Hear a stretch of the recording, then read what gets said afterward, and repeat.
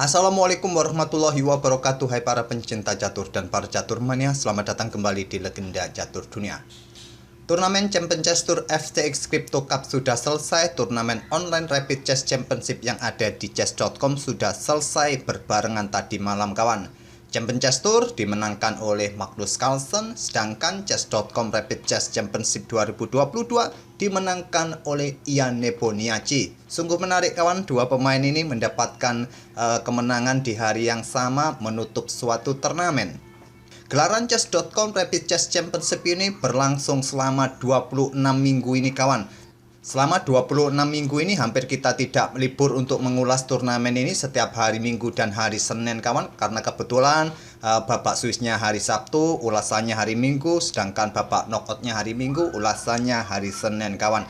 Dan minggu-minggu ini merupakan seri puncaknya kawan, seri final. Dimana seri final ini kawan, kemarin sudah sedikit saya jelaskan. Di seri final ini ada bracket bawah dan ada bracket atas, atau bracket pemenang dan bracket yang kalah kawan. Dimana bracket pemenang seperti ini, bracket atas kawan. Nanti pemain yang menang akan kumpul dengan pemain yang lainnya kawan menuju ke puncak bracket. Begitu juga di bracket bawah, bracket kalah kawan. Pemain yang kalah dari bracket atas ini turun ke bawah kawan, masih mempunyai kesempatan yang sama. Dan tadi malam kawan berlangsung grand final antara Ian Nepomniachtchi versus Dmitry Andreikin. Setelah sebelumnya Ian Nepo ini berhasil mengalahkan Hikaru Nakamura di partai final.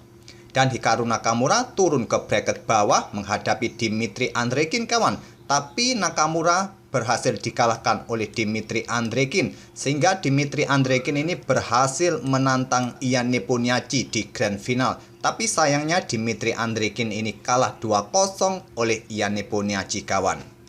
Kita akan ulas permainannya Ian Nepomniachtchi versus Dmitry Andreikin.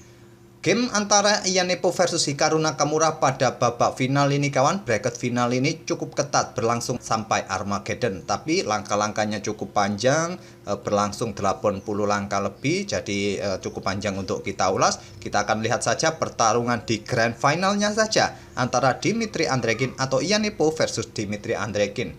Dan game yang saya pilih ini adalah game yang kedua kawan. Di game yang pertama, Andreikin ini kalah waktu kawan, dalam posisi permainan yang kalah satu pion, tapi masih ya tanda tanya, masih sulit untuk mendapatkan kemenangan. Tapi karena Ian Nepomniachtchi bermain cukup cepat, selisih waktunya 10 detikan kawan, jamnya Andreikin jatuh pada posisi seperti ini kawan. Pada posisi seperti ini Andreikin sudah kehabisan waktu. Ya, selisih waktunya sekitar 17-an detik. Dalam posisi kalah pion kawan, di sini Andreikin berusaha untuk mempertahankan posisinya untuk menjaga posisi remis. Tapi dengan keunggulan satu pion ini juga bisa membuat panik Andreikin. Dia tidak fokus dalam perhitungan waktu, dia jatuh waktunya kawan. Dan game yang akan kita otak-atik ini adalah game yang kedua kawan. Langsung kita ke atas papan. Gantian sekarang Ian Nepo yang pegang putih mengawali dengan pion D4, pion D5, pion C4, Queen's Gambit. Gambit ditolak dengan pion E6. Di sini tidak melanjutkan kuda C3. Ian Nepo memilih dengan kuda F3 terlebih dahulu. Kuda F6 dan Ian Nepo bermain dengan Catalan opening. Gajah E7, gajah G2. Di sini rokade, Catalan tertutup kawan, dan rokade juga diikuti oleh Ian Nepo. Pion C6 lanjut Andreikin benar-benar memilih Catalan tertutup. Biasanya pada posisi ini pion D pukul pion C4 kawan. Dan bisa diikuti dengan langkah menteri seperti ini. Pion A6, pion A4 juga bisa dimainkan oleh para pemain. Andreikin memilih variasi pion C6, masih dalam tahap teori pembukaan Catalan kawan. Menteri C2 lanjut Ian Nepo dan pion B6. Di sini kuda B berkembang ke peta D2 untuk memberikan dukungan lebih. Menteri berada di diagonal ini jelas untuk mendukung pionnya maju ke peta E4 untuk menantang pertukaran pion di peta pusat untuk membuka lajur E, ataupun nanti didorong lagi untuk mendapatkan penguasaan di peta pusat untuk mengusir kuda di peta F6. Pion A5 dimainkan. Pion C5 juga bagus kawan untuk mendobrak sisi pusat. Tapi pion A5 dipilih oleh Andreikin dan dibalas atau Ian Nepo melanjutkan dengan pion E4-nya. Kuda berkembang ke peta A6, lanjut Andreikin, dan mungkin pada posisi ini kalian pasti sangat menyukai jika punya pion di peta E5 seperti ini kawan. Ancam kuda, kontrol peta-peta gelap ini bisa juga kalian lakukan Mungkin di sini kuda akan ke petak D7 terlebih dahulu atau kuda B4 terlebih dahulu.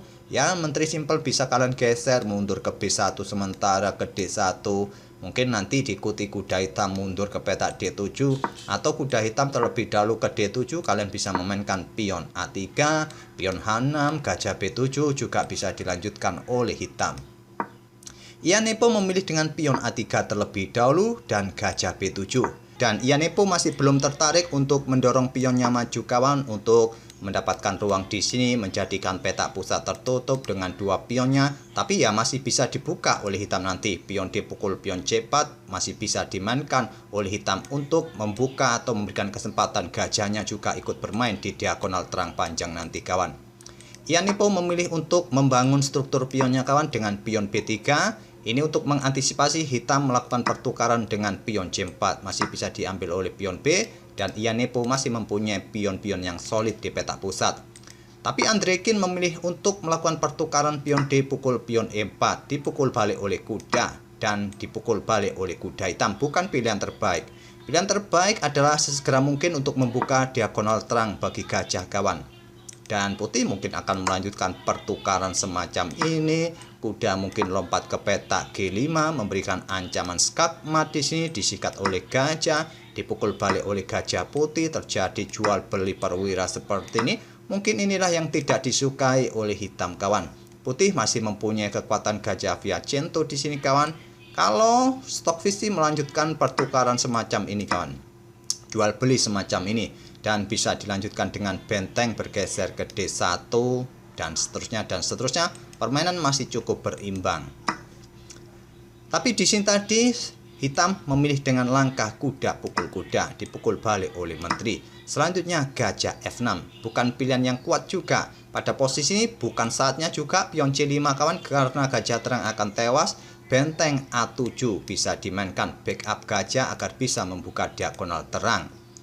Gajah F6 dipilih oleh Andrekin, incar pion yang ada di petak D4. Di sini kawan gajah keluar ke petak F4. Lanjut Ianepo untuk mengkoneksikan kedua bentengnya agar bentengnya juga segera keluar ke petak pusat. Menteri E7, kuda bergerak ke petak E5. Lanjut Ianepo benteng A ke J8. Di sini kuda G4 ancam gajah gelap. Gajah G5 menantang pertukaran langsung diterima oleh Ianepo diambil balik oleh Andrekin. Pion H4 usir menteri mundur kembali ke E7. Menteri putih mundur ke petak E3. Lanjut Andrekin untuk menghindari discover ini kawan. Walaupun sementara kalian kalau ada serangan semacam ini ya masih bisa kalian ambil gajah ini. Tapi Ianepo tidak ingin ambil resiko untuk menghadapi serangan dari gajah terang, memilih menteri ke petak E3. Apakah siap untuk didorong pionnya untuk rebut pion ini ke depan nanti? Dijawab dengan benteng F bergeser ke D8. Pion H5. Di sini pion H6 menghentikan laju pion putih, kuda kembali ke E5 dan dibalas dengan pion C5. Sekarang menantang pertukaran, langsung diterima oleh Ianepo, diambil balik oleh menteri. Di sini benteng A ke D1, lanjut Ianepo, pion C pukul pion D4. Dipukul balik oleh benteng, terjadi jual beli sekali lagi kawan, dipukul balik oleh menteri. Kuda ke C5 mendapatkan pos yang bagus, pressure pion yang ada di petak B3. Pion didorong, terjadi jual beli pion di sini dan kuda lompat ke petak E4. Lanjut Andrekin dengan dukungan menterinya, kuda aman kawan. Dan mungkin akan kembali ke petak F6 di langkah berikutnya menjaga posisi rajanya. Dijawab dengan langkah benteng D1. Di sini kuda bergerak ke petak G5 pilihan Andrekin. Di sini kawan bukan kuda bergerak ke petak G5 yang bagus. Pion F6 ini untuk segera usir kuda juga bagus kawan. Atau kuda mundur ke petak F6. Memilih petak G5 bagi kudanya. Apakah ingin manuver melakukan skak dengan dukungan menteri lewat diagonal terang panjang yang terbuka? Mungkin itulah rencana dari Dmitry Andrekin. Tidak dipedulikan oleh Ianepo, melangkah menteri D7 menantang pertukaran menteri. Ini nanti jika diterima oleh hitam, bentengnya langsung memberikan tusukan di baris ke-7 kawan. Bisa merepotkan dan tentu saja dengan dukungan kudanya pressure pion F7.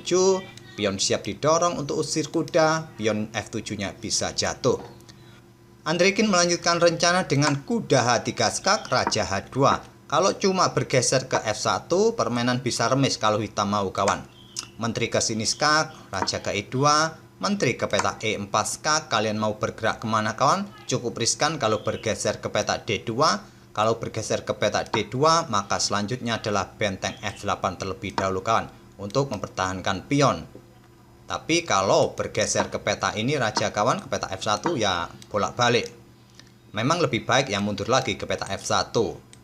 Di sini raja bergerak ke peta H2 dan di sini sebelum ambil pion F2 kawan, Andrekin memutuskan pertukaran menteri terlebih dahulu. Setelah diambil balik oleh benteng, baru kuda ambil pion F2. Raja bergeser ke peta G2, tidak terburu-buru untuk ambil pion ini. Langkah terbaik versi Stockfish sih, benteng ini digeser ke sini, membersihkan jalur-jalur bagi pionnya kawan. Tapi raja G2 dipilih oleh Ian Nepo, kuda bergerak ke peta E4 dan di sini kawan dijawab dengan langkah benteng ambil pion F7. Kuda ke D6, langkah kesalahan dari Andrekin. Ya, terbilang langkah blunder juga kawan, bertanda merah langkahnya. Pada posisi ini langkah terbaik bagi hitam, ya benteng ini bisa ambil pion di sini kawan. Kalau benteng ini disikat oleh kuda, maka hitam juga mendapatkan benteng yang di sini. Andrekin memilih dengan langkah kuda ancam benteng ke peta D6. Benteng mundur ke F4, pertahankan pion kawan. Kuda F5 dan pion G4. Kuda E3 skak, raja bergeser kejar kuda. Kuda ke C2, pion B5 sekarang. Tidak mencoba menantang pertukaran tadi, percuma juga, hitam akan menang. Bisa diambil oleh benteng hitam. Kuda A3, tetap pressure pion di sini tidak memberikan kesempatan kuda atau bentengnya bergerak.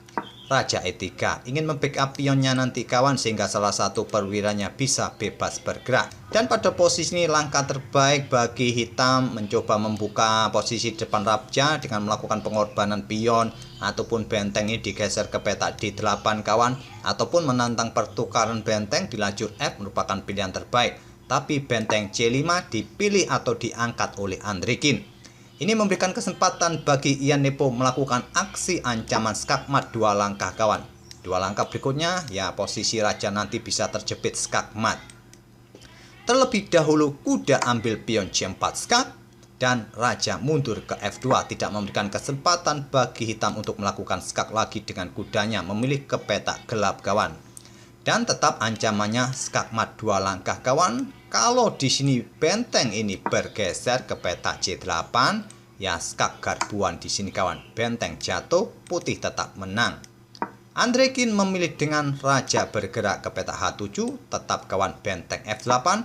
Di posisi ini Andrekin menyerah. Ancamannya jelas, ancaman skakmat 1 langkah berikutnya. Sudah tidak bisa dibendung lagi kawan, percuma. Di sini masih ada pion. Kawan yang bisa ambil benteng ini tetap di langkah berikutnya skakmat kawan dan skakmat.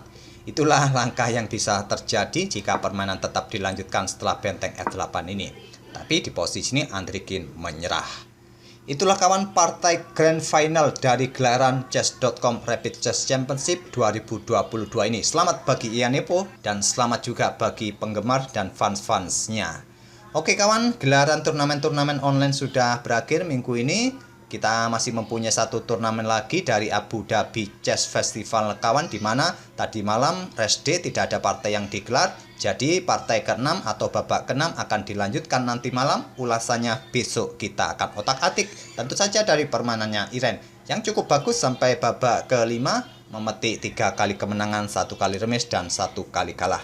Semoga permainan dari kedua pemain dan ulasan-ulasan dari Chess.com Rapid Chess Championship selama 25 minggu ini kawan bisa menghibur kalian, memberikan wawasan dalam permainan catur, baik online atau overboard. Kita akan bertemu di video-video berikutnya. Terima kasih. Wassalamualaikum warahmatullahi wabarakatuh.